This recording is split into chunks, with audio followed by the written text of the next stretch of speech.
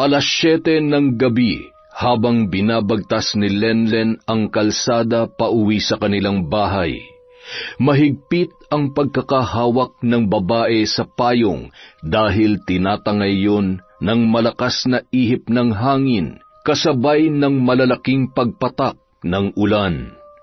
1 linggo nang umuulan, kaya naman hirap na hirap siya sa paglalaba at maging sa pag-uwi sa kanilang bahay sa alanganing oras. Kilalang kilala siya sa kanilang lugar bilang tinaguriang labandera. Maliban sa mabait, maayos at malinis kung maglaba ang babae, kaya naman nagugustuhan siya ng kanyang mga parokyano. Ang paglalaba ang tanging paraan na alam niya upang may makain sila sa araw-araw at may maiabot siya sa kanyang asawang si Nestor kapag yun ay nanghihingi ng pera. Bukod sa walang trabaho, ay lulong na rin sa ipinagbabawal na gamot at walang araw na hindi siya umuuwing lasing. Nanginginig ang kamay dahil sa lamig na nanunuot sa kanyang buong katawan. Iniligpit niya ang payong at agad nang pumasok sa kanilang bahay. Hindi pa man nakakapagpalit ng damit ay minabuti na niyang magsalang ng bigas dahil natitiyak niyang anumang oras ay uuwi na rin si Nestor. Matapos magsalang ay pumasok na siya sa may katamtamang laking kwarto at nagbihis. Pinagmasdan niya pa ang kanyang tiyan sa harap ng salamin. Nasa 6 na buwan na yon, kaya halata na ang malaking pagbabago sa kanyang itsura at hulma ng kanyang katawan. Grabe, nakakapagod ang araw na to, anak ko. Asa na ba yung panghaplas ko? Ang sakit ng mga balakang at likod ko. Ay, anak ko, maging malakas ka para sa atin, ha? Pasensya ka na kung lagi ako nag-iisip at pagod dahil wala naman tayong magagawa. Ay, kung responsable lang sana ang... Lenlen! Lenlen, buksan mo ba itong pinto? Lasing na naman siya. Sandali lang, nariyan na! Mabuti naman, nandito ka na. Ipagkain mo nga ako at gutom na gutom ako. Nagluto ka ba ng ulam? Nagsasaing pa lang ako, Nestor. Heto, may sardinas pa naman, kaya ito na lang ang ulamin natin. Ginabi kasi ako sa paglalaba, kaya hindi na ako nakadaan sa talipapa para bumili ng lulutuin.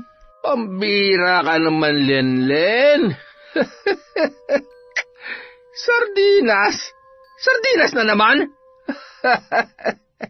Wag mo akong tinatarantado, Sinasabi ko sa iyo, nagugutom ako. Kaninang tanghali pa ako hindi kumakain. Ay, oo nga. Ako rin naman gutom na. Kaya lang, ano magagawa ko hindi pa nga luto ang kanin. Ano naman ang masama kung pagtsatsagaan muna natin tong sardinas? Aray! Nestor, ano ba? Nasasaktan ako! Nanlilisik ang mga mata ni Nestor na hawak ang panga ni Lenlen. Halos bumaon ang matatalas nitong kuko sa manipis na kutis ng babae sa kanyang muka. Alam mo, ubus na pasensya ko sa iyong babae ka. Ang lakas ng loob mong sagot-sagutin ako. Pahingi ng pera, sa karinderya na lang ako kakain. Kung maghihintay ako sa lintik na sinaing na yan, malamang sa malamang ay mamatay ako sa gutom. Akin na, bilis! Nestor, 300 na lang ang pera ko dito. Pambili na lang natin ng bigas at ulam para bukas at sa mga susunod na araw. Gusto mo talagang masaktan, ha? Akin na yan. Akin na, sabi. Halika dito. Ubusin mo yung sinaing mo at ikaw ang magtiis na sa sardinas mo. Nestor! Hayop ka! Sa oras na makaipon ako, iiwanan na kita. Hindi ko na kayang ginagawa mo sa akin. Wala kang kwentang tao. Pinaniwala mo lang ako na magiging mabuti kang asawa at tatay ng anak natin. Hayop ka! Pilit na itinatayo ang sarili habang patuloy sa paghagulhol. Hinawakan niya ang pasa sa kanyang braso at pinagmamasdan ang namumulang bangas sa kanyang muka. Pinahid niya ang kanyang mga luha at umupo habang hinihimas ang kanyang tiyan at nagpatuloy sa pag-iyak. Sa mahigit 1 taon nilang pagsasama ay tsaka lamang ipinakita ni Nestor ang totoo nitong pag-uugali. Konting tiis na lamang, anak ko. Hindi ko hahayaang lumaki ka kasama ang tatay mo na wala nang ginawa, kundi saktan ako ng paulit-ulit. Igagapang kita, anak. Sisiguruhin kong hindi mo pagdadaanan ang hirap na nararamdaman ngayon ni nanay. Emosyonal man at walang ganang kumain ay pinilit niyang malamnan ang kanyang sikmura nung gabing yon. Matapos magligpit sa kusina ay agad na rin siyang tumungo sa kanyang silid. Taimtim niyang pinagmamasdan ang imahe ng isang santo at nanalangin upang humingi ng lakas ng loob at kaligtasan pati na rin sa batang nasa kanyang sinapupunan. Hindi pa man natatapos magdasal ay narinig niya na naman ang sigaw ni Nestor sa labas ng bahay na sinundan pa ng pagkalampag ng pintuan. Nagmamadaling binuksan ni Lenlen ang pinto. Hawak niya ang may katamtamang haba ng tubo na kanyang inihanda kung sakaling magtatangkang saktan siya ulit ni Nestor. Hawak pa ng lalaki ang isang boteng alak na noon ay nangangalahati na lamang ang laman. Ni hindi niya maintindihan ang sinasabi ng kanyang asawa na dire-diretso nang pumasok at nahiga sa pahabang upuan sa kanilang sala. Hayop ka talaga. Pagkatapos kong paghirapan, alak lamang ang binili mo. Kung hindi lang masamang pumatay, hinampalos na kita nitong tubo para matuluyan ka na. Hawak ang tubo, gigil na gigil niyang pinagmamasdan si Nestor. Iniirapan ang nakanganga at noon ay humihilik niya ng asawa. Dinala niya ang tubo sa kanyang kwarto at isinara ang pinto. Maraming gumugulo at pumapasok sa kanyang isipan bago tuluyang nakatulog. Kinaumagahan, maagang nagising si Lenlen. Kailangan niyang makadiskarte ng labada nung araw na yun. Paglabas ng bahay ay natsyempohan naman siya ni Mang Edwin na noon ay sasadyain talaga siya sa kanilang bahay. Ay, Lenlen, magandang umaga. May labada ka ba ngayon? Magandang umaga po, Mang Edwin. Wala naman po. Maghahanap pa lang po sana. Ay, eksakto. Hindi mo na kailangan pumunta pa kung saan. Yung boss ko ay nagpapahanap ng labandera at tagaluto. Depende daw sa'yo kung uwian ka o hindi. Mabait yun at ang kasama mo palagi sa bahay ay yung naglilihi niya rin kinakasama. Mukhang mabait naman at siguradong magkakasundo kayo. Ay, teka. Ano na naman ang nangyari dyan sa mukha mo? Inupakan ka na naman ni Nestor? Anak ng... Mag-isip-isip ka na, Neng, bago ka pa matuluyan ng asawa mo. Ay, huwag mong sayangin ang buhay mo sa lalaking katulad niya habang may pagkakataong ka pa. Ay, ang totoo po niyan, nag-iipon lamang po ako ng pera para sa panganganak ko bago po ako umalis dito. O, siya, sumabay ka na sa akin. Papunta ko roon. Sumakay na ng tricycle ang dalawa. Yun ang madalas na ginagamit ni Mang Edwin papunta sa bahay ng kanyang amo. 5 taon na siyang driver ni Rico at yun ang unang pagkakataon na naghahanap yun ng kasambahay. Samantala, Rico, aalis ka na? Anong oras ka uuwi? Anong gusto mong kainin pag uwi mo? Ay, hindi ako sigurado kung anong oras ako makakauwi. Kakain na lang ako sa labas. Kung gusto mo naman magluto, tingnan mo na lamang kung anong meron dyan sa ref. Huwag ka nang mag-abala sa paglilinis at paglalaba. Nagpapahanap na rin ako ng kasambahay para hindi ka mapagod. Bawal daw yun sa buntis, kaya maigi nang nag-iingat. Salamat, Rico. Napakabait mo talaga at sobrang natutuwa ako kung paano mo ako inaalagaan. Huwag ka mag-alala. Sisiguraduhin ko na magiging malusog ang batang nasa sinapupunan ko. Hindi mo na kailangan maghanap ng kasambahay. Hindi naman maselan ang pagbubuntis ko at kaya ko naman ang mga gawaing bahay. Sayang naman ang pera na ipapasahod mo pa. Gwen, Hanggat nandito ka sa pamamahay ko, kargo kita. Ako ang masusunod. Lahat ng ginagawa ko para sa kaligtasan ng anak ko. Wala nang iba. Yun ay kung hindi ka tuluyang mahuhulog sa bitag ko. Naiintindihan ko naman. Sige, ikaw ang bahala, Rico. Pasensya ka na.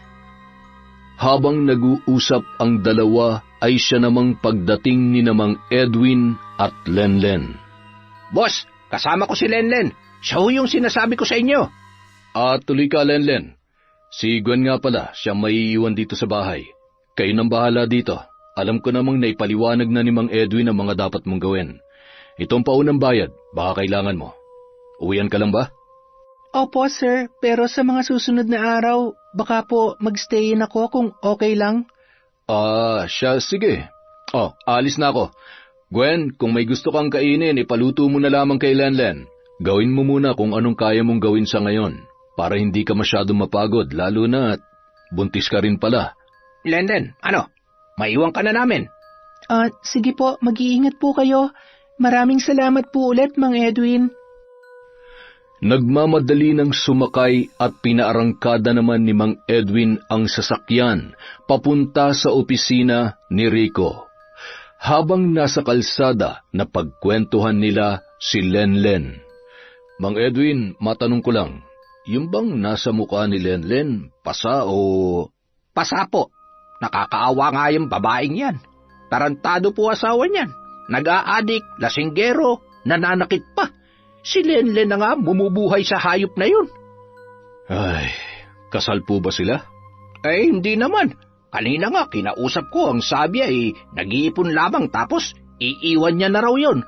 Kaya sabi ko, mas makabubuti kung magstay-in na lamang siya at pabayaan niya na lang magutom yung walang kwenta niyang kinakasama. May ba ko, boss? Kumusta naman si Gwen? Maayos naman. Sumusunod naman sa akin. Nakapagpatingin na po ba kayo sa doktor? Ilang buwan na raw po ba? Wala naman kasi akong napapansin na pagbabago sa katawan niya. Sir, mag-iingat kayo sa babaeng yun. Baka mamaya gusto lang kayong perahan, lalo na't alam mo naman kung anong klaseng babae yun. Hindi naman sa nakikialam ako, pero... Wag ho kayong mag-alala. Handa naman ako sa mga ganyang posibilidad. Subukan niya lang nagaguhin ako, may kalalagyan siya sa akin. Samantala, ng mga oras na yun, nagsimula ng paisa-isang linisin ni Lenlen ang mga kalat sa kusina, nang biglang nakiusyoso at kinausap siya ni Gwen. Lenlen, tama? Pwede mo ba muna akong ipagluto ng pagkain bago ka magligpit? Buntis ako kaya bawal ako magutom. Mahirap malipasan ng gutom ang buntis. Nahihilo pa naman ako. Sarapan mo pagluto mo dahil baka hindi magustuhan ng baby ko, ha? Sige po, pinapalambot ko lang po muna yung karne. Ang ganda nyo naman pong magbuntis. Napakaganda pa rin po ng katawan nyo at hindi ho halatang naglilihi kayo. Ang sabi ko magluto ka. Hindi kasama sa trabaho mong pakialaman ang katawan ko at ang pagbubuntis ko. Magluto ka na dyan. Siguruhin mong pagbaba ko mamaya handa ng pagkain ko. Ay, ang daming alikabok. Pasensya na po kayo. Pasensya? Makabalik na nga lang sa taas at makahiga muna. Paano ko tatawagan at pupuntahan si Shano kung may magbabantay sa bawat kilos ko? Puhiset. Ay, nakakainis. Kailangan ko makaisip ng paraan dahil kung hindi, siguradong magtatampo si Shano. Ay, namimiss ko na siya. Habang nagluluto ay nagliligpit at naglilinis sa kusina si Lenlen, kaya madali niyang natatapos ang kanyang trabaho. Ayan, sa wakas, luto na. Sana magustuhan niya. Tikman ko nga kung masarap ang pagkakaluto ko. Ang sarap. Ayos. Sana lang hindi na siya masungit. Ay, siguro naman mabait din siya. Baka mainit lang ang ulo dahil naglilihis siya. Ilang sandali lamang, bumaba na sa hagdan ang bagong gising na si Gwen. Ano, nakaluto ka na ba? Buti naman at nakapagligpit ka na. Sabayan mo akong kumain. Sigurado po ba kayo? Bakit? Hindi ba malinaw ang pagkakasabi ko? Maghain ka na nga. Ay, Siya nga pala bukas ay pupunta dito yung pinsan ko. Kaya ngayong hapon, maglinis ka sa taas. Lalo na dun sa kwarto ko. Kahit nga pala anong mangyari at makita mo dito sa loob ng bahay, gusto kong manatiling tikom lang yung bibig mo, ha? Ang ayoko sa lahat, yung pinakikialaman ako. Wala po kayong dapat ipag-alala. Trabaho ko lang po ang atupagin ko. Sige na po, kumain na po kayo. Masarap po yan. Ang pangit naman ng lasa. Sobrang asim at maalat. Ano ka ba naman? Ay, mukhang masasayang lang ang perang ipinapasahod namin sa'yo. Nakakawalang gana. Ay, kung hindi lang ako nagugutom, hindi ko pagtsatsagaan tong niluto mo eh. Masyado namang maselan to. Kung gaano kabait si Sir Rico, mukhang saksakan naman ng kamalditahan ng babaeng ito. Ay, hindi daw masarap pero subo naman ang subo.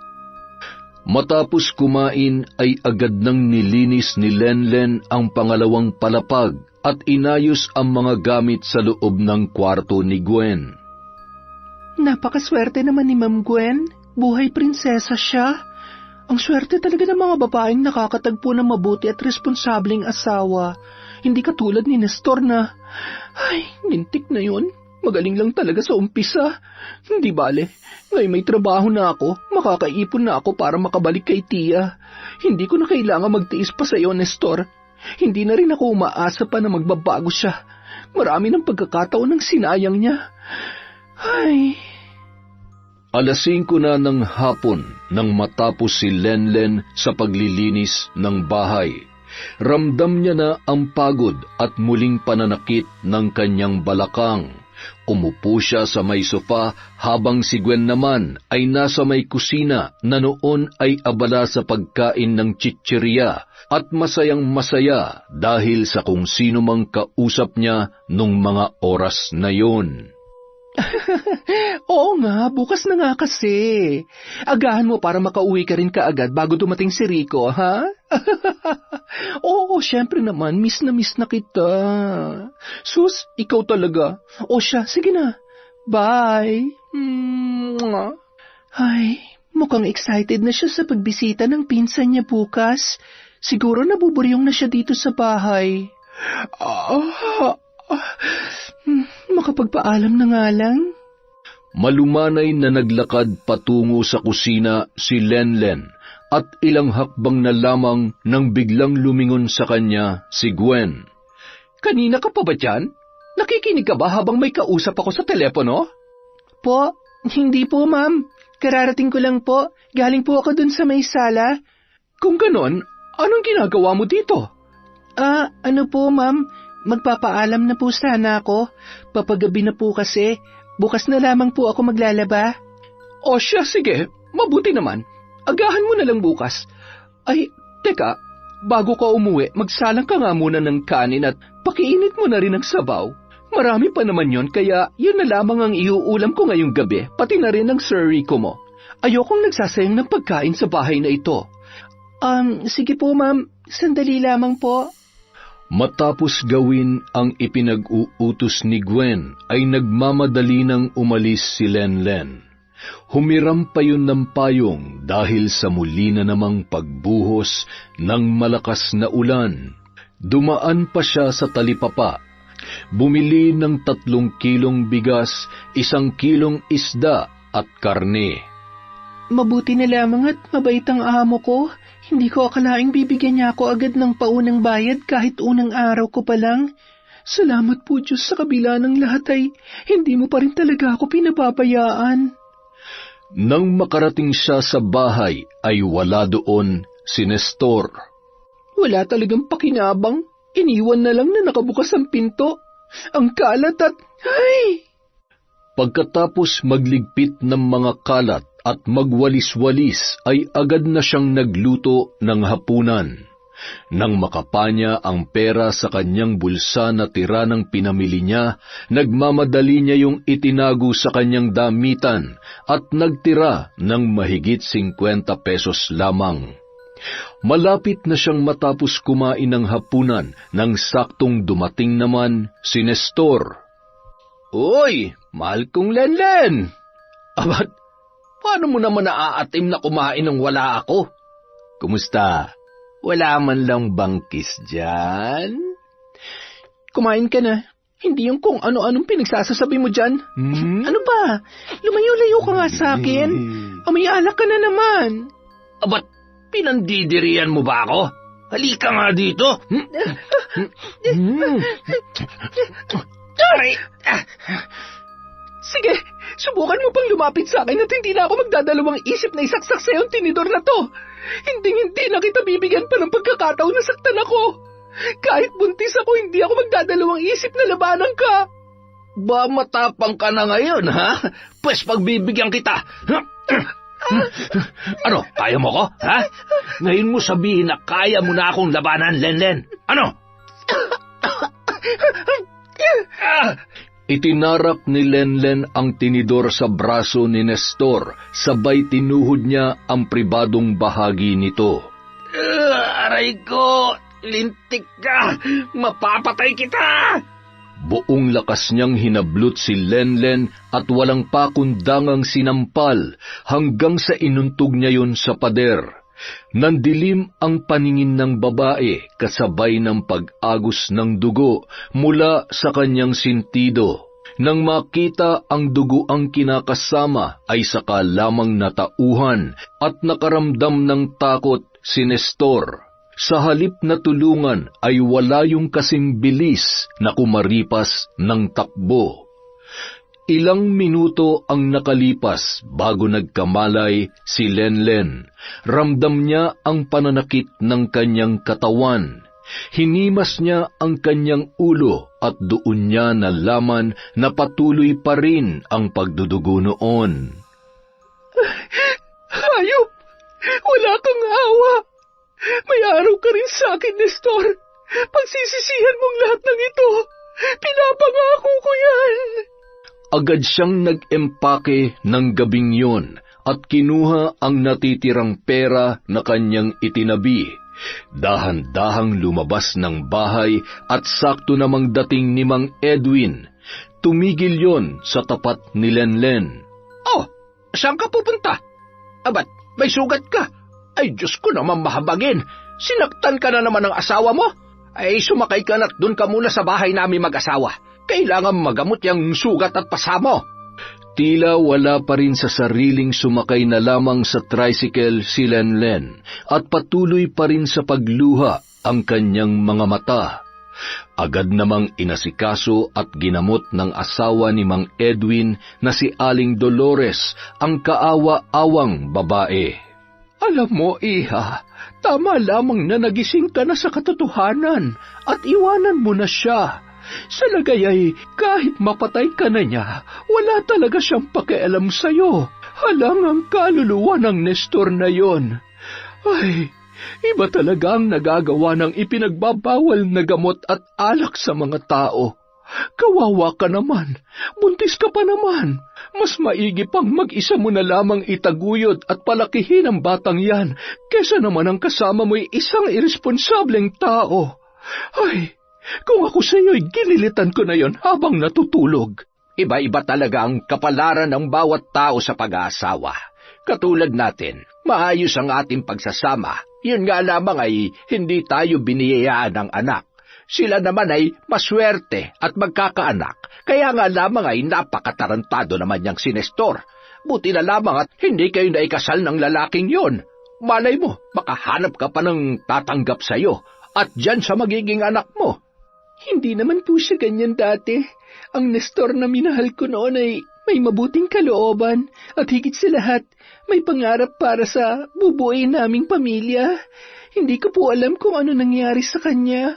Hindi na siyang dating Nestor na nakilala at minahal ko. Nakakapagod na pong umiyak.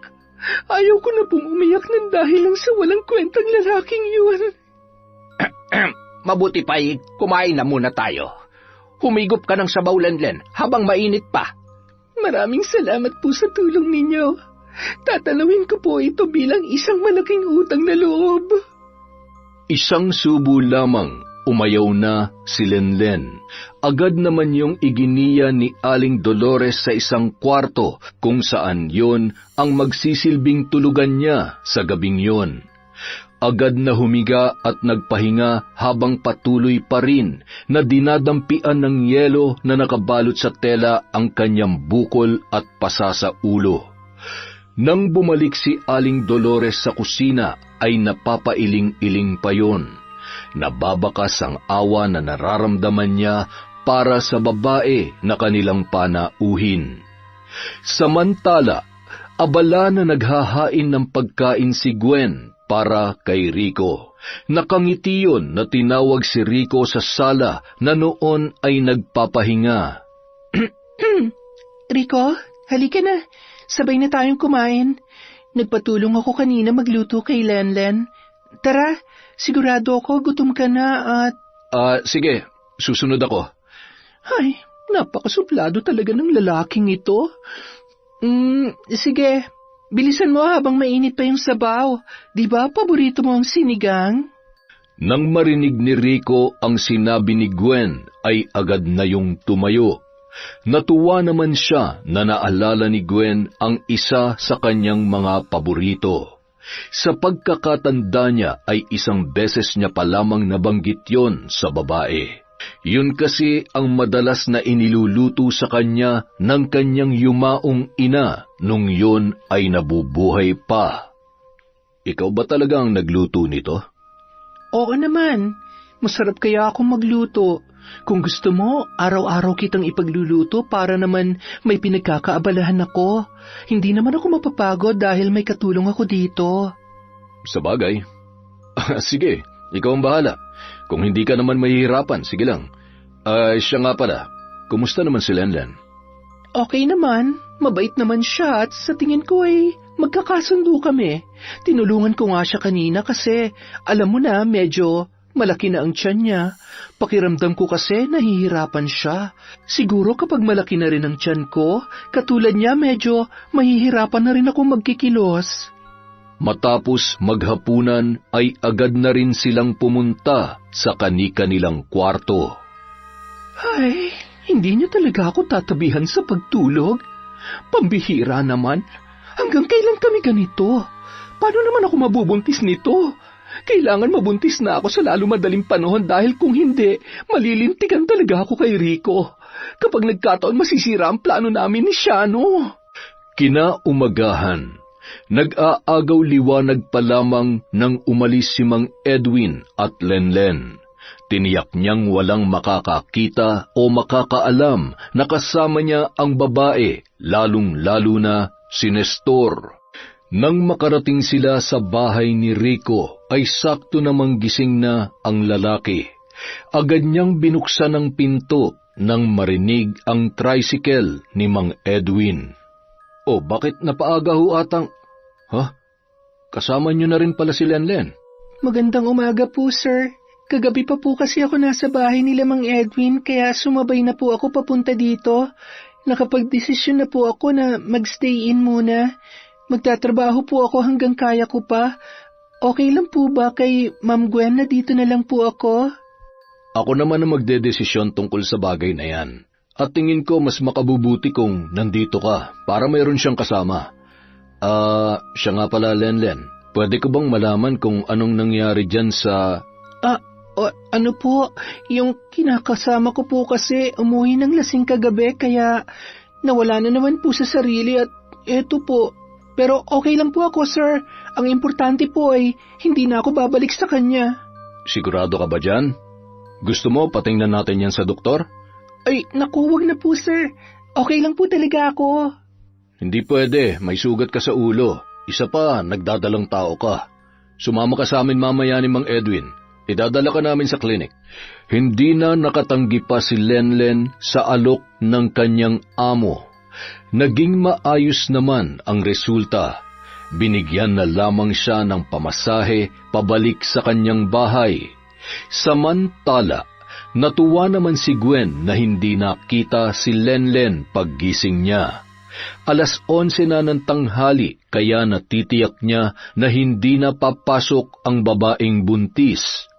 Lingid sa kanyang kaalaman na nasa isang kwarto ang mga gamit ng kanilang bagong kasambahay. Maya-maya Dumating na si Shiano sa bahay ng kanyang matagal ng kasintahan na si Gwen. Siya ang kasabwat ni Gwen sa planong perahan at pag-aralan ang pasikot-sikot ng bahay ni Rico.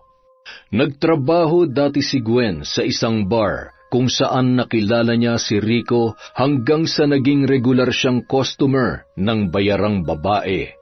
Hanggang sa isang araw, umiiyak na ipinaalam niya kay Rico ang kanyang pagdadalang tao. Hindi man natuwa si Rico sa naging resulta ng kanyang pansamantalang kaligayahan at mga desisyon, ay pinili niyang panindigan ang responsibilidad niya sa bata. Palingon-lingon bago pumasok sa malaking gate ng bahay, nakangisi at nakapamulsa pa, sabay inamoy-amoy ang kanyang sarili. My loves! Ano? Ayos bang forma ko ngayon? Oo naman. Halika na, dali. Sakto, hindi pumasok yung bagong kasambahay na kinuha ni Rico, kaya malaya tayong gawin ang kahit anong gusto natin sa bahay na ito. Sigurado ka, ha? Baka mamaya biglang umuwi ng alanganing oras ang Rico na yon. Nako, mahirap na mabuko at mabulilyas ang plano natin. Isa pa, baka bigla na lang akong barilin ng lalaking yon. Aba, mawawalan ka ng macho at gwapitong boyfriend.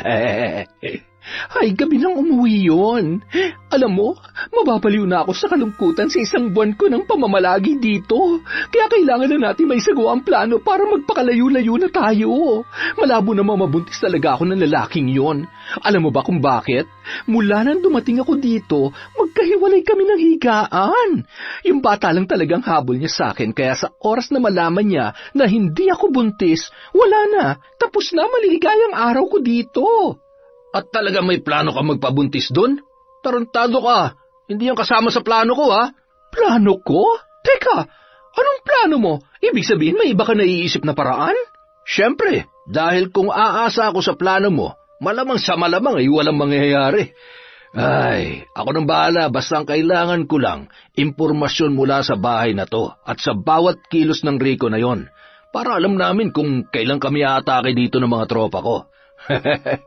Maestro mabaho mga yon, pero sa ngayon, ikaw munang tatrabahuhin ko. Namimiss na kita ha?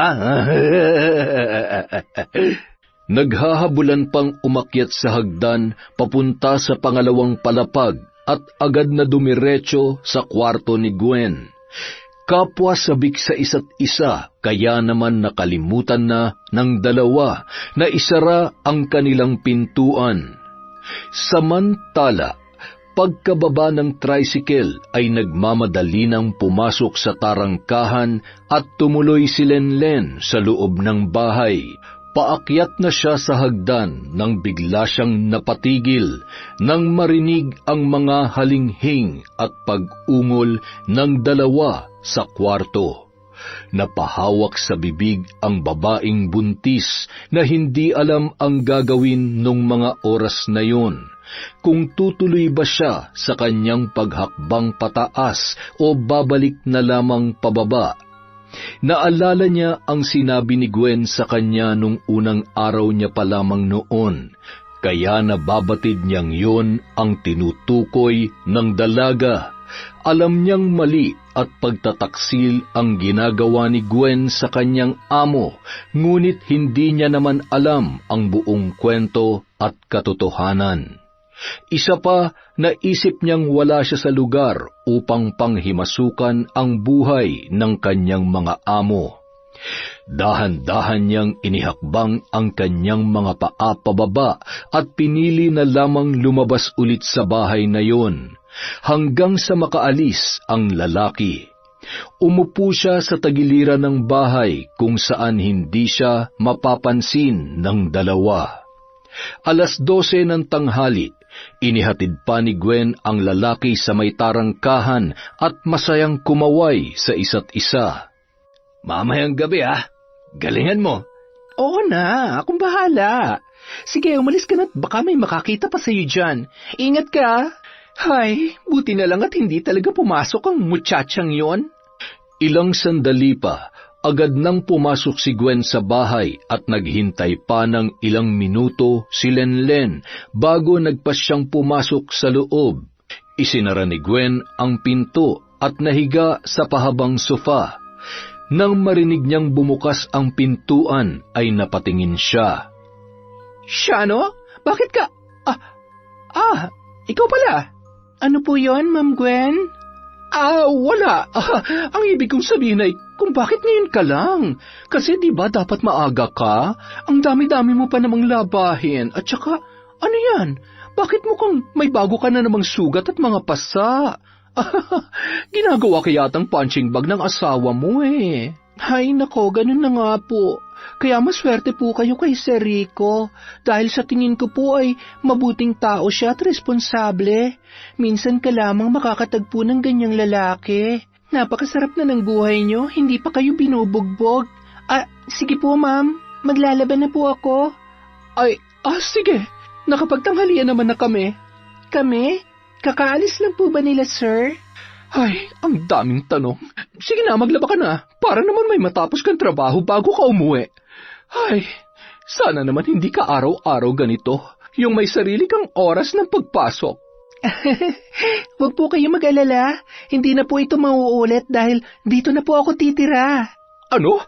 Pakiulit mo nga ang sinabi mo. Bakit po parang gulat na gulat kayo? Ayaw niyo po ba, ate? Biro lang po. Ang totoo po niyan, dinala na po ni Mang Edwin kaninang umaga dito yung mga gamit ko. Nakapagdesisyon na po kasi ako na iwanan na lamang ang ama ng batang dinadala ko. Napabuntong hininga na lamang si Gwen sa sinabi ni Lenlen at tumangu-tango. Nababakas sa mukha nito ang pagkayamot, ngunit wala naman na yung binitawang salita. Sa halip ay umakyat na yon sa pangalawang palapag. Pumasok sa kanyang kwarto at tinawagan si Shano para ipaalam ang tungkol sa kanilang katulong. Ayos lang yan. Mas maigi nga may kasama ka dyan para hindi naman halata. Isa pa, anong laban yan sa amin? Mga lalaki kami at may armas pa. Huwag kang praning dyan. Akong bahala. Kailan ba ako pumalpak sa ganito? Nakampante naman si Gwen at nakangising iniisip ang magandang kahihinatnan ng kanilang plano. Samantala, bandang 7:00 ng gabi, katatapos lamang magsampay ni Lenlen ng kanyang mga nilabhan. Pagkatapos ay nagpalit na siya ng damit at nagmamadaling tumungo sa kusina para magluto ng ulam. Nagmabuting loob naman na tumulong maggayat ng gulay si Gwen at nakikipagkwentuhan sa kanya habang mayat-maya ang pagtingin sa orasan na animoy may hinihintay. Paparating na po ba sila sa Rico? Kanina pa po kayo tingin ng tingin sa relo? Oo. Malakas na naman kasi ang ulan. Hindi naman nawawalang mag-alala ko para sa tatay ng batang nasa sinapupunan ko. Anak, mismo na rin ang tatay mo, no? Parang nitong mga nakarang araw ay gustong-gusto ko na palagi ko siyang nakikita. Natural lang ba yun kapag naglilihi tayo? May mga ganon nga po kapag naglilihi, pero kung ako po ang tatanungin, ni minsan hindi ko ikinatuwa na nakikita ko ang pagmamukha ng ama nitong anak ko. Alam niyo po, kung hindi nga lang masama ang pumatay, malamang noon pa yun pinaglamayan. Hay, lahat ng pagtitiis at pagpapasensya binuhos ko na, bagay na dapat hindi ko naman ginagawa. Kaya kayo, ma'am, huwag niyong sasayangin si Sir Rico, dahil kung mapupunta kayo sa lalaking kasing tarantado ng kinakasama ko, hay nako, araw-araw para kang nakikibaka sa impyerno. Sa kalagitnaan ng kanilang pag-uusap, ay bigla na lamang napahawak sa braso ni Lenlen si Gwen, na animoy takot na takot.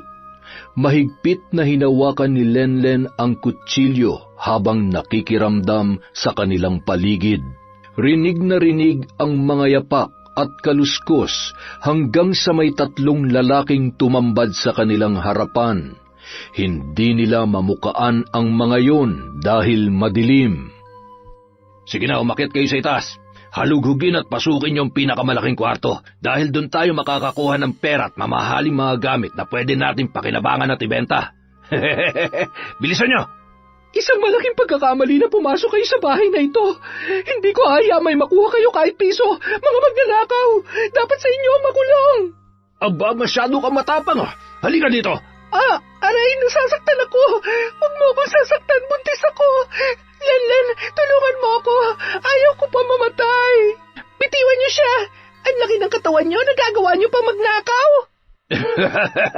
Masyado ka namang palaban, buntis. Anong laban ng tadtaran at kutsilyo yan dito sa baril ko na isang kalabit ko lang? Bang! Siguradong basag na yung bungo mo. O pwede namang unahin ko to. Ops, diyan ka lang, buntis. Huwag na huwag ka magkakamaling lumapit. Siya no? Ayos, marami-rami to. Tara no? Magaling. Maasahan talaga kayong dalawa. Paano ba yan, Gwen? Maiwan na kita. Mas kailangan ako ng pamilya ko eh. Kaya bahala ka ng dumiskarte sa buhay mo, ha? Anong ibig sabihin nito? Magkakilala kayo? Kasabot ka nila, ate? Uy, Gwen, tinatanong ka. Sagutin mo. Bye-bye! Hayop ka! Hindi mo ako pwedeng iwan ng ganito lang. Shano! Ang tiyan ko! Ang sakit! Ate, tulungan mo ako! Tulong? Pagkatapos akong gaguhin ng taong pinagkatiwalaan at tinulungan ko, sa tingin mo tutulungan kita? Para ano? Para magkaroon ka pa ng pagkakataon na isumbong ako kay Rico? Tutal, sa kulungan na rin naman ang punta ko pag nagkataon.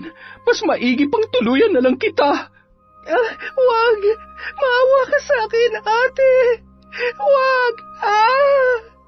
Walang kasing lakas na sinakal at sinaksak ni Gwen si Lenlen sa tiyan at wala na sa sariling tumakbo nang masigurong napuruhan niya ang babae. Hayop ka, Shano! Isusunod na rin kita! Magsasama tayo hanggang impyerno! Ilang minuto lamang ang nakalipas ay sakto namang dating ni Rico at Mang Edwin. Dahil nakapatay ang ilaw ay agad na naghinala ang dalawa.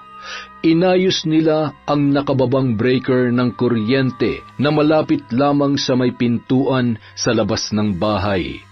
Nagmamadaling pumasok at nadatnan nila ang dugoang katawan ng walang malay na si Lenlen. Ay, Diyos ko, amang mahabagin! Sino may gawa nito? Lenlen, gumising ka! Kailangan natin siyang dalhin sa ospital. Ilang sandali lamang, nasa ospital na sila, dala ang babae. Bigo namang mailigtas ang buhay ng bata na nasa kanyang sinapupunan. Dahil sa masusing imbestigasyon ng mga pulis, nabisto ang taong nasa likod ng pagnanakaw at tangkang pagpatay sa babaeng kasambahay. Nahuli at naipakulong ang mga salarin. Gayunpaman, ang buhay na nawala ay hindi na maibabalik pa, dahilan upang lalong sumidhi ang galit at puot na bumabalot sa puso ni Lenlen. Hindi nagtagal, inihatid ni Mang Edwin at Rico sa karatig na lalawigan ang babae kung saan doon naninirahan ang kanyang tiyahin. Pasensya na ho kayo sa nangyari sa pamangkin ninyo. Kayo na po munang bahala sa kanya. Sisiguruhin ko po na habang buhay na makukulong ang may gawa nito sa kanya. Maraming salamat at hindi niyo siya pinabayaan. Utang ko sa inyo ang buhay ng aking pamangkin. Huwag kayong mag-alala at magiging maayos din ang lahat. Natitiyak ko magdurusa ang mga nagkasala sa kanya. Hindi ko palalampasin ang ginawa nila kay Lenlen. Matapos makapagpaalam ay agad na ring umalis si Mang Edwin at Rico. Nababakas ang kalungkutan sa mukha ni Rico nung mga oras na yon. Huwag mong sisihin ang sarili mo. Walang may kagustuhan sa mga nangyari. Nagpapasalamat pa rin ako na ligtas siya. Sana ay huwag siyang mawalan ng pag-asa na ipagpatuloy ang kanyang buhay. Sa dami ng hirap na pinagdaanan niya kay Nestor, ngayon pati naman ang anak niya ay nawala na rin sa kanya. Samantala, magpakatatag ka, Lenlen. Kailangan mong maging malakas at pagbayarin sila sa mga kasalanan nila sa paraang alam natin. Walang magpapaapi sa pamilyang ito. Ang aking itim na kapangyarihan ang susi upang balikan mo sila, lalong-lalo na ang hayop na Nestor na yon. Hindi niya tinupad ang pangako niyang aalagaan at iingatan ka niya, kaya wala siyang dahilan na maging malaya sa lahat ng kasalanan niya sa iyo. Hindi ko lubos maisip na nagawa mo magtiis sa pananakit ng hayop na yon. Tama po kayo. Kasalanan ni Nestor ang lahat ng ito. Lahat sila naging dahilan ng pagkawala ng anak ko. Sisingilin ko sila.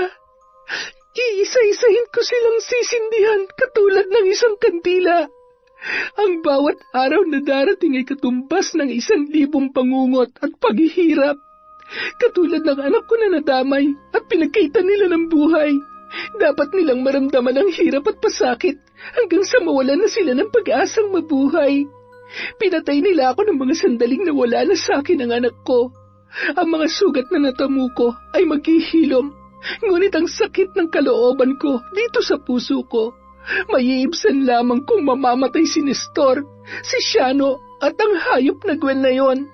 Papatayin ko silang lahat. Makalipas ang ilang buwan, unti-unti nang nanumbalik ang lakas ni Lenlen. Wala siyang sinayang na sandali. Paulit-ulit niyang inaral ang aklat ng karunungan sa tulong at gabay ng kanyang tiya Lydia. Nais niyang masiguro na mas magiging malakas ang kanyang katawan at isipan upang matagumpay na maisakatuparan ang kanyang paghihiganti. Nakakatuwang pagmasdan ng mga mapaminsalang higanteng anay na ito. Malulusog at tingnan mo, siguradong kapag ikinabit ko ito sa katawan nila, para silang mga kahoy na unti-unting mabubulok at guguho. Hindi na ako makapaghintay pa. Ito na ang unang gabi ng kanilang kalbaryo. Samantala, sa loob ng kulungan, nakatulala si Siano sa isang sulok habang mahimbing nang natutulog ang kanyang mga kasamahan. Magulo ang isip at hindi siya mapakali dahil sa kakaibang alinsangan na kanyang nararamdaman. Mayat-maya rin ang pagpagpag niya ng damit at pagkamot dahil nararamdaman niya ang sabay-sabay na pagngat-ngat ng kung anumang insekto sa kanyang laman. Ano ba nangyayari sa akin? Aray, lintik din ako. Hoy!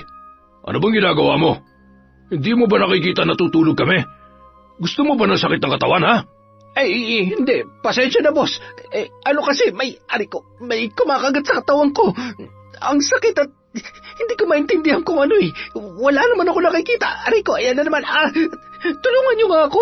Hindi ko na kaya. Mukhang nasisiraan yata ng ulo yan eh. Baka naman gumigimik lang para makatakas. Boss, nakaka-istorbo na yan. Gusto mo ba patahimikin ko? Halika nga dito, Siano maboy. Halina makate, ha? Gusto mo bang mawala yung lintik na kung anong nararamdaman mo, ha? Oo, boss. Baka may gamot ka dyan. O, di kaya naman ay. Gamot pala, ha? Sa gagawin ko, makakalimutan mo yung kati. Eriko! Boss, tama na! Hoy, bumangon kayo dyan! Turuan nyo ng leksyon yan para manahimik at na makatulog na tayo! Samantala, habang patuloy sa pagsasagawa ng ritual, nakapikit at nakataas ang mga kamay ni Lenlen. Nung mga oras na yon ay kitang-kita niya ang hirap na pinagdadaanan ni Siano sa loob ng kulungan. Nakakatuwang pagmasdan. Tama yan. Bugbugin niyo siya at pasakitan sa 2 pang araw na natitirang buhay niya. Bago ka sumuong sa impyerno ay kailangan mo munang sanayin ang sarili mo sa pagdurusa. Siguro mas gugustuhin mo na lang mamatay kesa naman para kang basahan sa kulungan na yinuyurakan dahil sa dumi ng iyong pagkatao. Ikaw na isang manggagamit at kayang paglaruan ng isang babae para lamang sa pera. Lalaking walang itlog at hindi nararapat na mabuhay pa. Wala ka ring pagkakaiba kay Nestor. Mga mahal kong anay, sige lang, pagpiestahin niyo ang bawat parte ng kanyang katawan. Makalipas ang 2 pang araw, tuluyan nang ang binawian ng buhay si Shano. Nakakatakot ang itsura noon.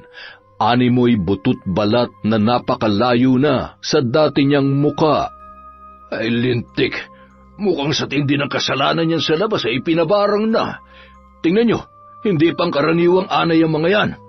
Kadiri, akala ako sa kahoy lang yan, pero mukhang pati laman at dugo niya tinira. Ay, buwisit na yan nasusuka tuloy ako. Napakabaho. Makalipas ang 3 buwan, dinala sa ospital ng mga may sakit sa utak si Gwen. Tumatawa, umiiyak at nagsasalita ng mag-isa. Marami ring kasamahan sa kulungan ang kanyang nasaktan bago siya inialis doon. Naging mas malakas at nanlalaban kaya naman nakatakas sa ospital ang babae. Sa wakas, hindi niyo ako mahuhuli. Hindi niyo ako pwedeng ikulong. Magiging mayaman pa ako. Hanapin ko pa si Shano. Kailangan ko makuha ang pera ko sa kanya. Oy, ikaw, anong tinitingin-tingin mo dyan, ha? Huwag kayo lalapit. Sige. Ano? Kakagating kita. Takot kayo, no? Ikaw, anong tinitingin-tingin mo, ha? Inggit ka, no? Kasi maganda ko. Ang papangit nyo. Che! Nagbabahay-bahay yun at hinahanap ang kanyang kasintahan na si Shano. Nang hihingi ng pera at kapag inaabutan ng pagkain ay nagwawala yun sa galit. Ayaw ko niyan. Pera ang gusto ko. Pera! Pera! Hoy! Kilala mo ba si Rico? Maraming pera yun. Yung bag nun, maraming pera. Nakita ko. Dala-dala yun ni Shano. Samahan mo naman akong hanapin siya, oh. Ideng, taga saan ka ba? Gusto mong pumarito ka muna? Baka mapahamak ka kung hindi ka pipirmi dito. Maraming loko-loko dyan. Ay, sandali, isuot mo nga ito. Wari ko'y napaglalaruan ng mangkukulam ang babaeng ito, ah. Ano po ito, Lolo? Maganda, ha? Pwede ko itong isanla. Kailangan kong pumunta na Maynila, hahanapin ko si Shano. Ay, hindi, iha. Kailangan mo yan para kumalma ka at manumbalik sa normal. Susubukan kong tulungan ka at makaisip sa kung sino may gawa nito sa'yo. Ang mga sugat na tumutubo dyan sa balat mo ay hindi pangkaraniwan. Pati yan tiyan mo ay malaki. Ngunit natitiyak kong hindi bata ang laman yan, kundi mga insekto ng malakas na mangkukulam. Kailangan nating matanggal ang laman ng tiyan mo, kung hindi ay mamamatay ka. Sige, subukan mo hawakan at pakialaman ng baby ko. Sisiguruhin ko na mamamatay ka. Buntis ako, naririnig mo? Anak to ni Rico. Buntis ako, hindi to insekto. Ay, iha, ibaba mo yung hawak mo. Kung ayaw mong maniwala ay wala akong magagawa.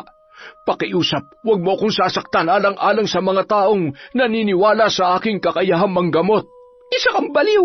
Ayan ang kwintas mo. Hindi ko yung kailangan. Kadiri, ang dumi-dumi. Hoy, ayun si Shano. Bumalik na siya. Shano! Ay, hintayin mo ako! Ay, magandang babae kaya lamang ay may sayad. Kaawaan nawa siya ng Diyos. Isang gabi, habang nagkakalkal ng basura ay biglang may tumapik sa braso ni Gwen.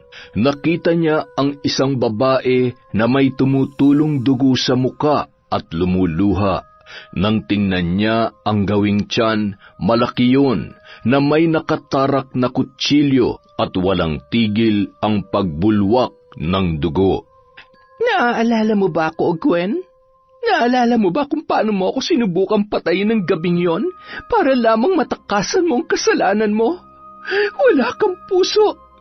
Ikaw ang pumatay sa anak ko. Huwag kang lalapit. Hindi mo kami pwedeng saktan ng anak ko. Maawa ka. Ilusyonada.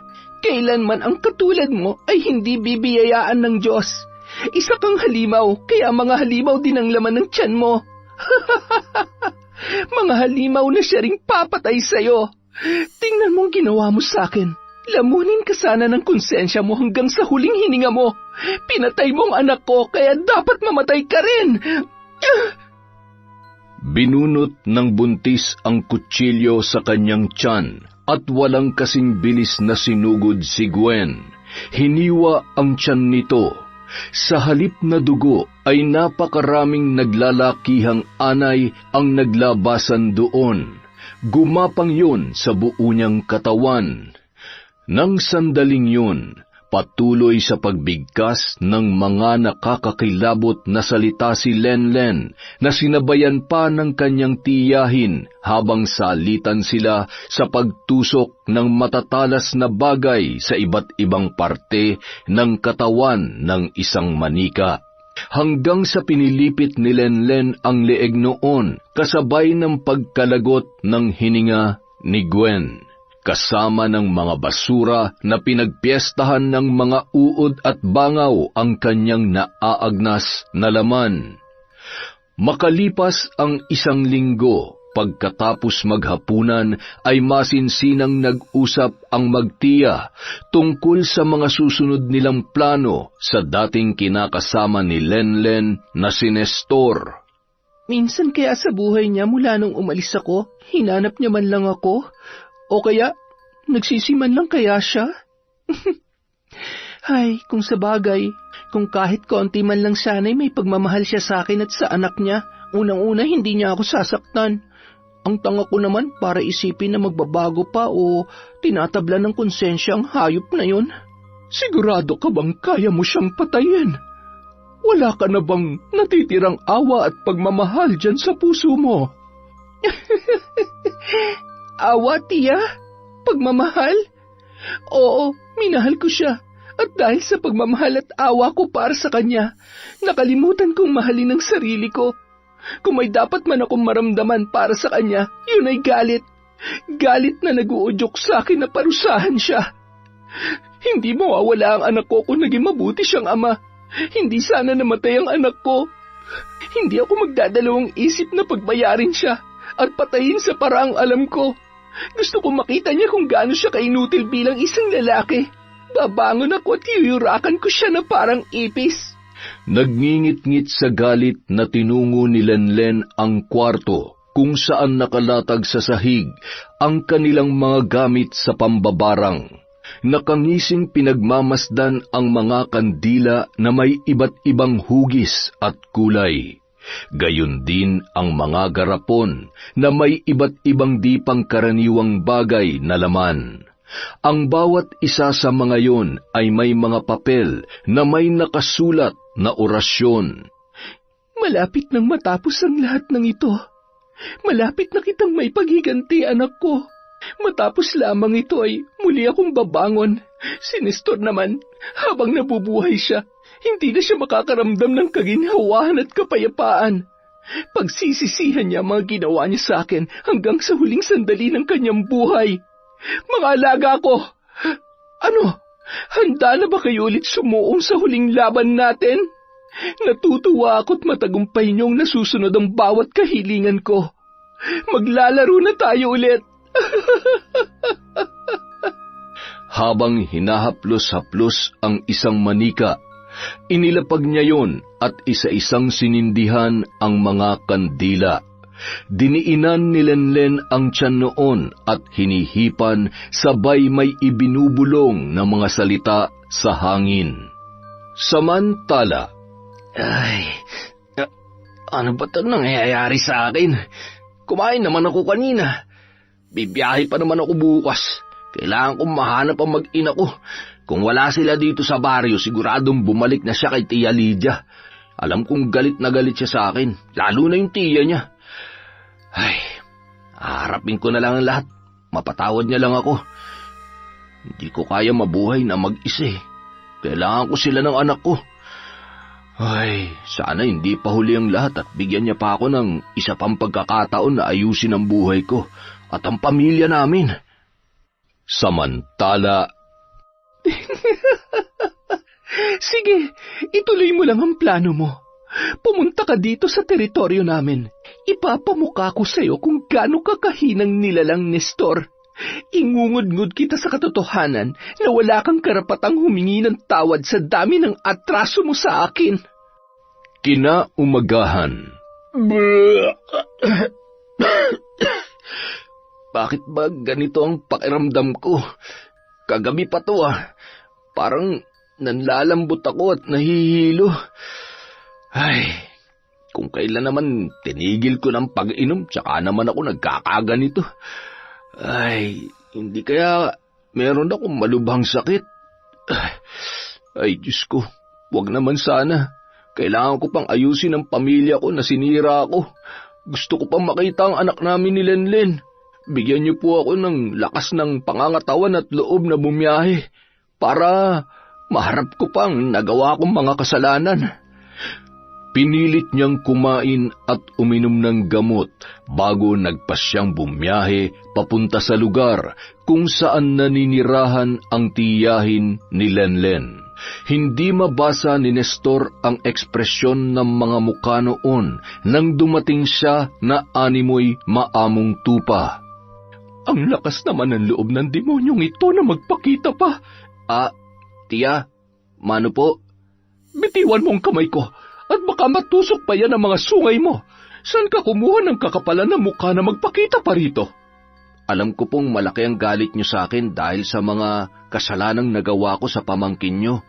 Pero nandito po ako para patunayan sa inyo na pinagsisisihan ko na po ang lahat. Handa po akong ayusin ang sarili ko at magbago para lamang bumalik sila sa akin. Lenlen, patawarin mo na ako. Nagsisisi na ako. Bumalik na kayo sa akin ng anak natin. Nakikiusap ako sa iyo. Habang humihikbi ay mahigpit na niyakap ni Nestor si Lenlen. Walang salitang binitawan at nanatiling nakatayo ng ilang sandali habang tumutulo ang butil-butil na luha sa mga mata ng babae. Marahang tinitigan ni Nestor ang muka ng dating kinakasama at noon niya napagtanto ang matinding galit na nararamdaman noon para sa kanya. Tingnan mo ang mga mata ko, Nestor. Nakikita mo ba kung anong klaseng halimaw ang nasa harapan mo ngayon? Ikaw ang lumikha nito. Tingnan mo ang bawat peklat na iniwan mo sa balat ko. Naghilom ng lahat ng yan, ngunit nananatiling sariwa ang lahat ng pasakit na ipinaranas mo sa akin. Higit sa lahat, hayop ka. Wala ka man lang alam sa katotohanan. Wala ka talagang kwenta. Anong ibig mong sabihin? Anong katotohanan? Nasaan ang anak ko? Nasaan ang anak natin? Anak natin? Ang kapal na mukha mo. Pinatay mo siya. Ikaw ang dahilan kung bakit namatay ang anak ko. Hindi totoo yan. Huwag mo itago sa akin ang anak ko. May karapatan din ako sa kanya. Alam kong galit ka at malaking kasalanan ko. Pero ano man ang gawin mo, hindi mo pa rin mababago na ako ang tatay niya. Mas mabuti pang umalis ka na, Nestor. Hindi mo alam kung ano ang sinasabi mo. Ayaw mong maniwala sa malungkot na katotohanan na ikaw rin naman ang punot dulo. Ngayon mula sa sandaling ito, mamatay ka dala ang konsensya na pinabayaan mong mamatay ang anak mo. Dahil sa kapabayaan at pagiging irresponsable mo, pati pamangkin ko muntik na mamatay dahil sa'yo. Kung sa tingin mo ang paghingi ng tawad ay para lamang paghingi ng posporo, nagkakamali ka. Lenlen, maawa ka. Huwag mo namang gawin sa akin to. Patawarin mo na ako. Wala kang karapatang humingi ng tawad. Kung ang Diyos kaya magpatawad, ibahin mo ako, hindi ako Diyos. At kung naging matigas ang puso ko sa'yo, tandaan mo kung ilang beses kitang binigyan ng pagkakataon na masaktan ako dahil sa paulit-ulit kong pagtitiis sa kahayupan mo. Ngayon, hindi na ako ang Lenlen na nagmahal sa'yo. Dahil sa ngayon, isa lang ang gusto ko. Mawala ka na ng tuluyan dito sa mundo. Hintayin mo ang aking paghihiganti. Hindi sapat na magsisi ka lang. Kailangan mo magdusa at hanggang sa kaawaan at kunin ka na ni kamatayan.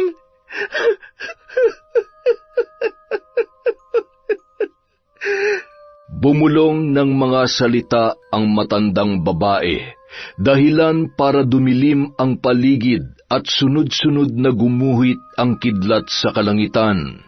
Nagsimula na ring umusal ng mga salita si Lenlen habang itinuturo ang lalaki na nasa kanyang harapan na hindi maihakbang ang mga paa dahil sa takot. Nestor, tumakbo ka na habang may pagkakataon ka pa. Kung ayaw mong matusta sa pamamagitan ng nagngangalit na kuryente mula sa kidlat na tutupok sa maitim mong pagkatao, magtago ka na kung kinakailangan dahil bilang na ang mga araw mo dito sa mundo. Mga demonyo kayo! Anong klaseng nilalang kayo? Huwag kayo lalapit! Tulong! Tulungan niyo ako! Sige, tumakbo ka ng walang katapusan. Hindi kita tatantanan, Nestor. Kamumuhian mo ang nalalabing oras mo sa lupa. Hindi mo matatakasan ang aking kapangyarihan. Hawak ko na ngayon ang iyong buhay. Biglang napatakbo si Nestor hanggang sa makarating siya sa kalsada at nagmamadaling sumakay ng tricycle. Balisa at nanginginig dahil sa takot. Ibinaba niya ang kanyang sombrero sa may gawing mata upang hindi makita ang mga tao. Sa bawat pagtingin niya sa katabi at maging sa mga nakakasalubong ay nakakatakot na muka at may mga matang nanlilisik ang nakatitig sa kanya. Iniiwasan ng mga tao ang lalaki dahil sa kakaibang ikinikilos nito na animoy nasisiraan na ng bait. Nang makarating sa kanyang bahay ay nagmamadali niyang isinara ang pintuan. Sumiksik yon sa isang sulok at nagtalukbong ng kumot at pilit na nilalabanan ang kahindik-hindik na boses na bumubulong sa kanyang mga tainga. Napahawak siya sa kanyang leeg at nararamdaman niya na tila may kung anong sumasakal sa kanya. Tama na!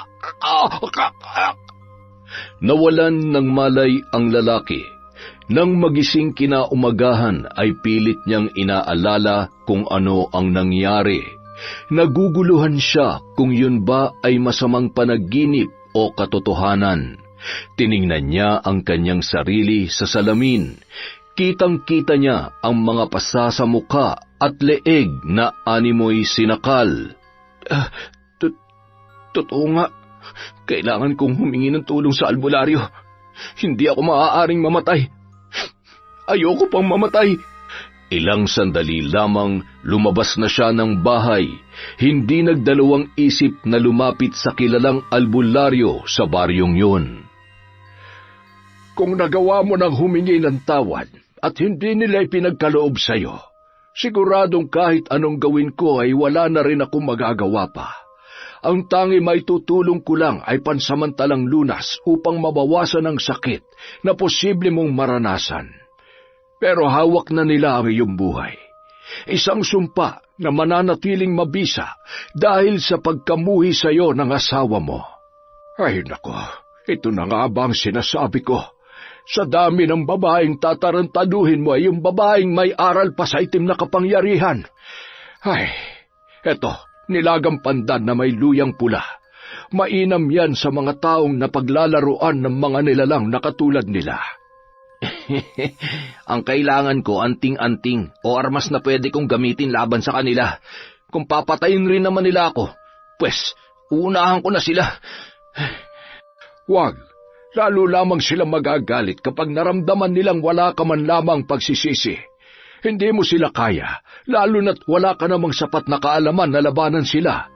Kahit may armas ka pa katulad nitong punyal, natitiyak ko na hindi mo magagawang... Teka, kung kaya nitong pumatay ng aswang,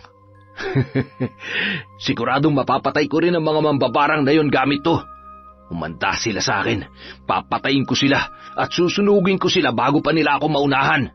Hoy, iyo, sandali! Ibalik mo sa akin yung punyal ko! Huwag mong babahiran ang duguang... Hoy! Ay, lintik na ito ha. Tuluyan ka na sana ng mga mambabarang. Lintik ka. Ang tigas ng ulo mo. Sige, mamatay ka mag-isa mo. Samantala, Pagkarating sa kanyang bahay, kinuha ni Nestor ang kanyang bag at isinilid doon ang punyal. Nagdala rin siya ng posporo at gaas sa sisidlan ng tubig para maisagawa ang kanyang plano. Kung makapangyarihan kayo, pues matalino naman ako. Mas gugustuhin ko pang makulong kesa paglaruan nyo na parang hayop. Tao kong humingi ng tawad at humarap sa inyo kahapon. Ngayon, babalik ako bilang demonyo na sasambahin nyo. Kayong magmamakaawa sa akin, hindi ako. Habang nasa bahay pa rin si Nestor na nagpaplano pabalik sa nasabing lugar, ay maaga namang naghapunan ang magtiya. Alam mo, tiya, kahit papaano kumaan ang pakiramdam ko. Ang sayang tingnan na takot si Nestor habang tumatakbo papalayo. Ay, ganun ang nararamdaman ko kapag naririnig ko ang boses niya sa gabi habang kumakatok sa pinto namin. Tama lang yun sa kanya. At sa totoo lang, kulang na kulang pa yun. Sigurado ako na kahit anong gawin niya, lalabas pa rin ang totoo niyang ugali. Kaya hindi ako naniniwala na magbabago pa siya. Nababasa ko rin yan. Ngunit may ikinakatakot ako, Lenlen.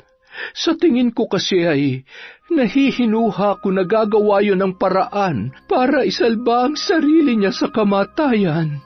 Paano Buksan niyo tong pinto! Harapin niyo ako, mga mangkukulam! Wala tayong dapat ikatakot, tiya. Yan ba talaga ang gusto niya?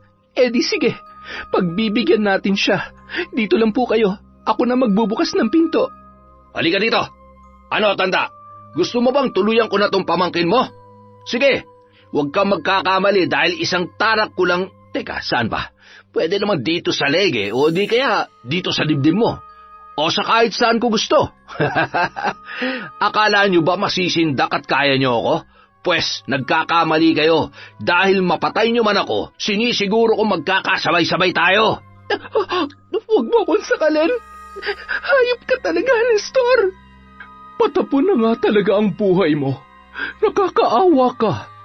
Ngayon mo sabihin na kaya mo ko o ang kahit na sino man sa aming dalawa.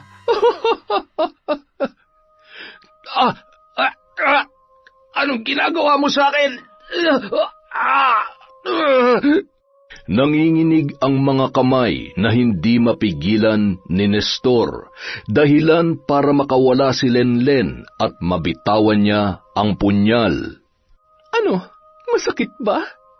Paano ba yan? Akin na tong punyal mo. Gusto mo subukan ko to sa'yo? Sayang naman ang pagdala mo nito kung hindi man lang natin mapapakinabangan. Ikaw naman ngayon ang tatanungin ko. Saan ko itatarak to, ha? Mahal kong Nestor? Dito ba? Ano? Sumagot ka! Wag! Maawa ka! Ano? Lakasan mo ang boses mo dahil hindi kita marinig. Naubos na bang tapang sa katawan mo? Ano? Ang dapat sa'yo, mamatay na.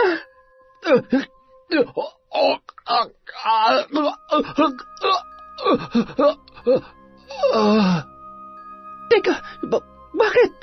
Tiya! Tiya naman eh. Pasensya na. Sayang naman kasi ang punyal na yan. Mukhang napakaganda niyan para madungisan ang dugo niya. Posporo at gaas. Mukhang plano niya tayong sunugin, Lenlen. Ay, talaga namang ang masamang damo. Teka, ang mabuti pa'y tumulong ka sa mga kaibigan kong nag-uuling ng baon ng niyog. Bagay na bagay ka doon. Sabay umusal ng mga salita ang matanda at sinabayan pa yung muli ni Lenlen. Bumangon na animoy wala sa sariling pag-iisip at naglakad ng dire-diretso patungo sa may unahang bahagi ng bahay ng magtiya. Sumuot yon sa masukal na bahagi at walang kasing bilis na tumakbo at tumalon sa malalim na hukay ng nagbabaga at lumalagablab na inuuling na mga bao ng nyog. Hala, sino yun? Lintik, anong gagawin natin? Pambira naman oh. Humingi tayo ng tulong, dali! Natupok na si Nestor at bago pa man dumating ang mga opisyal ng barangay ay wala na silang nadatnan pang bakas ng katawan ng lalaki. Nagsindi na lamang sila ng kandila sa tagiliran ng hukay na yon at natakot na rin ang mga tao na tumungo sa nasabing lugar dahil sa takot na magmulto ang hindi kilalang lalaki. Makalipas ang ilang buwan, nagulat na lamang ang magtiya nang biglang may dumating na bisita sa kanilang bahay. Ay, kumusta po kayo? Nung nakaraan pa ako kinukulit nitong si Sir Rico na mamasyal dito. Mamasyal? Abat, anong dahilan? Ako ba o ang pamangkin ko? Kung ako ang aakyat ng ligaw, pwede namang sayo. Kaya nga lamang magagarote ako ng asawa ko, kaya ipapaubaya ko na lamang ang pagkakataong ito sa boss ko. Ano boss? Sino bang pinunta mo dito? Yung pamangkin ba o yung tiyahin? Pareho po. Abay, salawahan pala ito. Ano, bibingwitin mo ba kami pareho? Abay, gusto rin yata nitong matulad sa... Chang, ang ibig ko pong sabihin, kailangan ko muna kayong ligawan para pumayag kayo na manligaw ako kay Lenlen. Ay, akala ko pa naman ako na... wala ako sa lugar para magpasya. Mabuti pa'y maiwan muna namin kayo dito para naman makapag-usap kayo ng masinsinan. Agad namang lumabas ang dalawang matanda para magkwentuhan. Sir, pasensya na ho kayo kay Tia. Medyo lang po yon pero mabait po siya. Tungkol nga po pala sa sinabi niyo kanina, gusto ko lamang hong linawin kasi parang imposible naman pong maging tayo dahil bukod po sa mas maraming nakakahigit at mas bagay sa'yo kesa sa akin, hindi pa po ako handang... Huwag ka mag-alala, naiintindihan ko naman. Sa dami ng mga pinagdaanan mo, hindi magiging madali para sa'yo magtiwala. Gusto ko lang mabago ang pagtingin mo sa sarili mo at maging sa mga natitira pang matitinong lalaki sa mundo. Huwag mo sanang hayaang isaray ang puso mo dahil sa masalimuot mong pinagdaanan kay Nestor. Alam mo, mula nang makilala kita, hindi ko lubos maisip kung paano nagawang pabayaan ka niya. Kaya ngayon, kahit gaano katagal, hihintayin kita hanggang sa maging handa ka na at kaya mo na ulit magmahal at magtiwala. Salamat, Sir Rico. Sa totoo lang, ilang beses mo nang sinelba ang buhay ko. Maraming salamat sa lahat po. Ipagdarasal ko na bigyan ako ng pagkakataon ng Diyos na masuklian ang mga kabutihan mo sa akin. Sa ngayon, gusto ko munang ayusin ang sarili ko para naman maging karapat-dapat ako sa'yo. Wala ka namang kailangang gawin para mapatunayan na karapat-dapat kang mahalin. Dahil kaya kitang mahalin at tanggapin kung ano ka ngayon. Pero kung anong tingin mo makakabuti sa'yo, sige, susuportahan kita.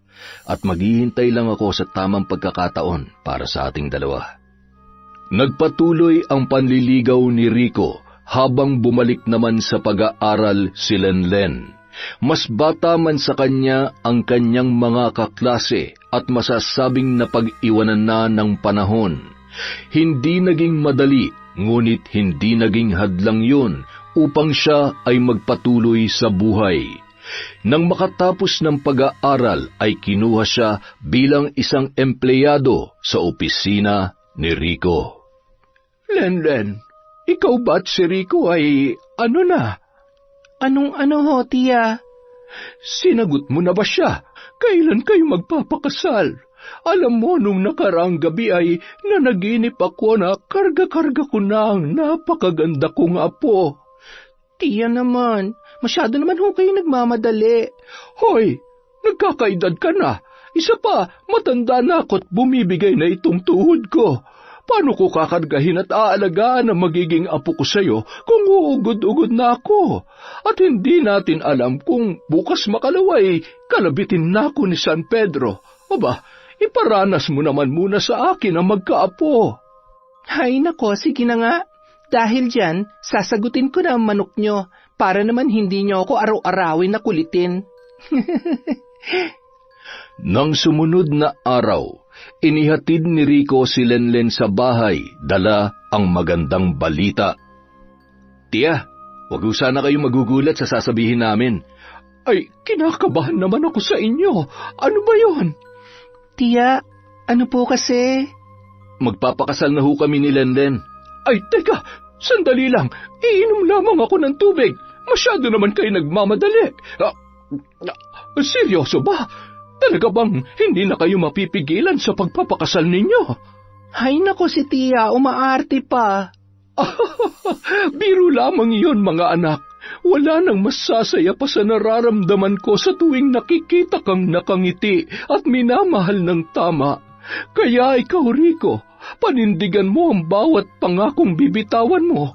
Mabait ako pero kapag naagrabyado itong pamangkin ko, wala akong sinasanto kahit anak o pamangkin ka pa ng demonyo. Tiya naman, huwag niyo namang tinatakot tong nobyo ko. Baka mamaya umurong yan, bahala ka. Hindi mangyayari yan. Ngayon pa ba ako susuko sa tagal kong nanligaw sa'yo? Lahat yata ng santo na tawag ko na dumating lang ang araw na to. Makalipas ang ilang buwan na paghahanda, ay tuluyan na silang naikasal sa simbahan. Magarbong kasalan na ni minsan, hindi inakala ni Lenlen na mararanasan niya pagkatapos ng mga problemang kanyang nalampasan. Labis ang pagpapasalamat niya sa kanyang tiyahin na mula pagkabata ay siya nang nag-alaga at nagparamdam sa kanya ng totoong pagmamahal hanggang sa natagpuan niya ang magiging karamay niya sa buhay, at yun ay walang iba kundi si Rico. Nagtagpo man sa magulong pagkakataon, ngunit ang kanilang mga pinagdaanan ay patunay lamang na ang lahat ng bagay na nangyayari ay sadyang itinadhana upang mabigyan daan ang mga pagbabago sa buhay at maituwid muli ang mga nagagawang maling desisyon. Habang pinagmamasdan ni Lenlen sa isang lumang kaban ang mga kagamitan nila sa pangkukulam at pambabarang, nakangiti niyang tinakpan yon. Itinago sa ilalim ng katre sa lumang bahay nila ng kanyang tiya Lydia. Yun na ang huling pagkakataon na makikita niya ang mga yun, dahil tuluyan niya ng tatalikdan ang naging buhay niya nang minsan niyang yakapin ang itim na kapangyarihan. Sa tuwing matapos akong magkwento ng ganitong mga pangyayari, napapahinto rin ako sandali, napapaisip kung baka nga ba, sa pagitan ng liwanag at dilim, may mga hiwagang patuloy na umiiral, mga bagay na hindi kayang ipaliwanag ng mata at isip ng tao. Pero gaano man kalaki ang mundong ito, at gaano man kadami ang mga kababalaghang naririnig natin, ang pinakamahalaga pa rin ay manatili tayong may mabuting puso at matatag na loob. Maaaring dumarating ang masasamang pangyayari sa mabubuting tao, pero ang kabutihan, hinding-hindi yan nasasayang. Maraming salamat sa inyong lahat sa pananatili hanggang dulo ng kwento. Bawat isa sa inyo ay maaaring may iba't ibang mapulot. Pero kung kahit papaano ay napaisip ka, o kahit simpleng naaliw ka pagkatapos ng isang nakakapagod na araw, sapat na yun para sa akin. Nais kong batiin ka, at lahat ng nanunood ngayon, ng kapayapaan at kalusugan. Sana ligtas ka sa bawat biyahe. At sana mainit ang pagtanggap ng tahanan pag-uwi mo. Kapag masyadong mabigat ang mga araw, huwag mong kalimutang magpahinga at alagaan ang sarili dahil ang kalusugan. Walang pwedeng humawak niyan para sa atin. Ang audio na ito ay sininthesis gamit ang teknolohiyang AI mula sa VB-Tool-Doc-VN. At kung kagabi ka nang umuwi mula sa trabaho, o nakahiga ka ngayon habang nakikinig, naway maging mahimbing ang tulog mo. Sana walang bangungot, walang pagod, Walang bigat na sumama sa iyo hanggang sa panaginip. Maraming salamat sa tuloy-tuloy na suporta. Hanggang sa muli, kita-kits sa susunod na mga video.